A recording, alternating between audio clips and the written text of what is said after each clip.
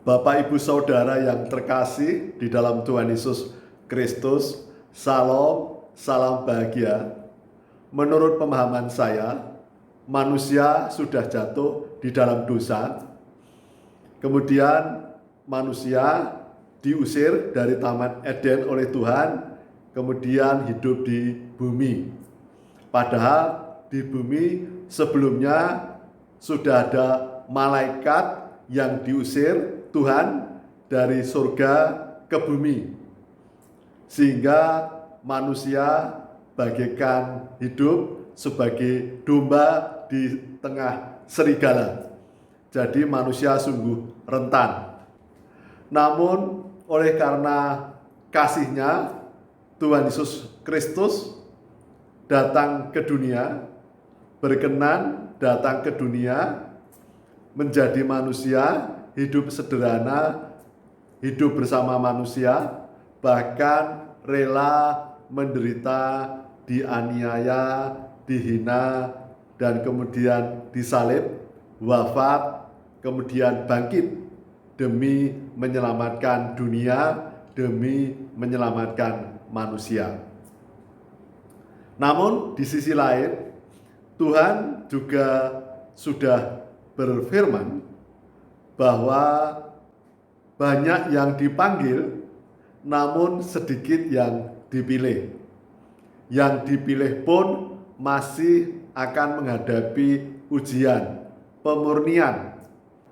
Jadi ternyata sungguh tidak mudah untuk menjadi umat pilihan Tuhan yang kemudian dapat lolos dari pemurnian. Karena Tuhan adalah Maha Kudus, maka manusia yang berkenan di hadirat Tuhan juga harus hidup kudus. Kemudian firman Tuhan juga sudah menyampaikan bahwa mengapa banyak yang dipanggil tetapi sedikit yang terpilih, karena banyak manusia termasuk orang Kristen yang hidupnya suam-suam kuku, kemudian hidup munafik, kemudian lebih condong kepada kehidupan kedagingan, kehidupan duniawi, lebih condong melekat keangkuhan hidup, keinginan mata, dan keinginan daging. Oleh karena itu, mengapa di dalam firman Tuhan sudah menyampaikan, sudah berfirman bahwa banyak orang menjadi Kristen, dipanggil menjadi Kristen, tetapi sedikit yang dipilih, dan yang dipilih pun masih harus dimurnikan.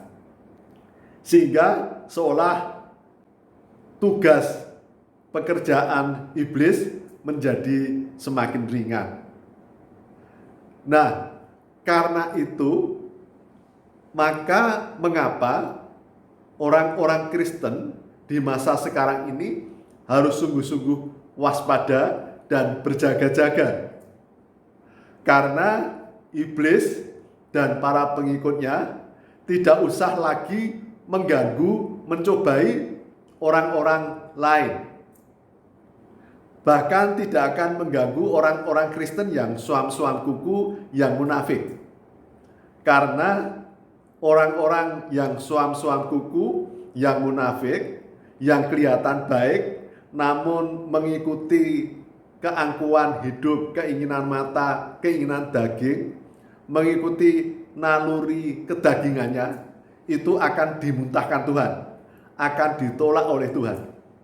Bahkan Tuhan sudah berfirman di dalam firman-Nya, di dalam Alkitab, di dalam Matius 7 ayat 21-23. Banyak orang Kristen yang ketika hidup dipandang luar biasa oleh orang Kristen maupun oleh orang lain, yang kelihatan sangat suci, yang sangat rohani, yang sangat hidup dalam pelayanan, rajin beribadah, rajin ke gereja, bahkan dapat membuat mukjizat.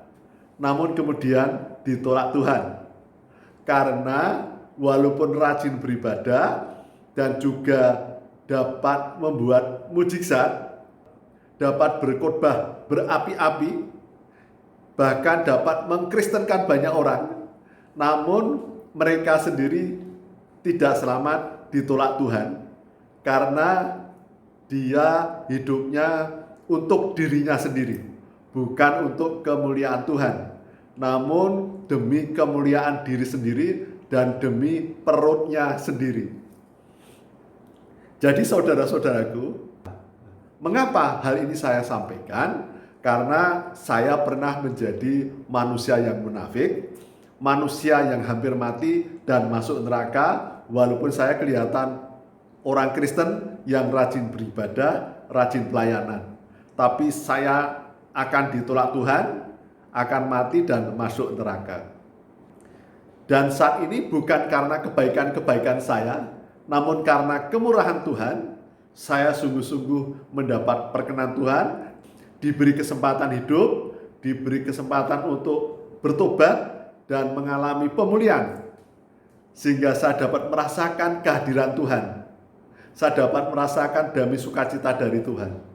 Oleh karena itu, mengapa hari-hari ini saya memberikan kesaksian kehidupan yang memang agak lugas dan tegas, karena saudara-saudaraku, Tuhan Yesus Kristus datang ke dunia untuk memisahkan, membawa pedang, mana domba dan mana kambing.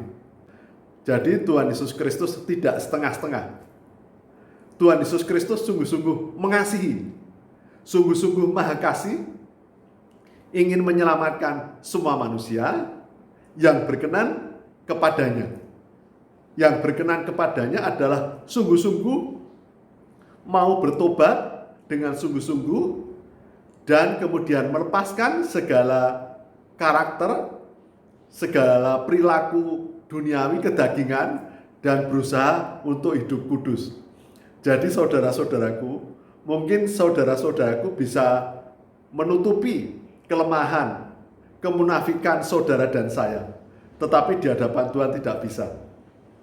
Dan keadilan Tuhan bukan menurut ukuran kita, tetapi menurut ukuran Tuhan. Tuhan akan menilai, akan memuji dan memurnikan kita. Mana yang berkenan di hadirat Tuhan, mana domba, dan mana yang akan ditolak Tuhan. Seberapapun kita menjadi Kristen, seberapa lama kita menjadi Kristen, seberapa rajinnya kita beribadah di gereja, seberapa giatnya pelayanan, namun kalau semua itu bukan untuk Tuhan, bukan untuk kemuliaan nama Tuhan, kita akan dimuntahkan dan kita akan ditolak Tuhan.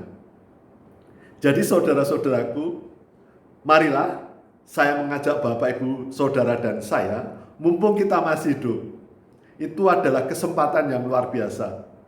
Adalah kesempatan yang berharga agar kita sungguh berkenan di hadirat Tuhan.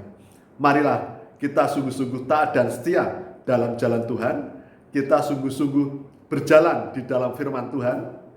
Jangan setengah-setengah, jangan suam-suam kuku, dan jangan hanya kelihatan oleh manusia, kelihatan hebat baik, tetapi tidak di dalam Tuhan. Maka sungguh akan menjadi kasihan ketika kita dipanggil Tuhan. Seperti orang kaya di dalam cerita orang kaya dan Lazarus. Orang kaya menyesal, tapi sudah terlanjur, terlambat. Tidak lagi bisa mengubah dirinya. Tetapi marilah kita menjadi seperti Lazarus, walaupun menderita di dunia, namun tetap taat dan setia kepada Tuhan. Demikian yang dapat saya sampaikan. Salam, salam bahagia, Tuhan memberkati.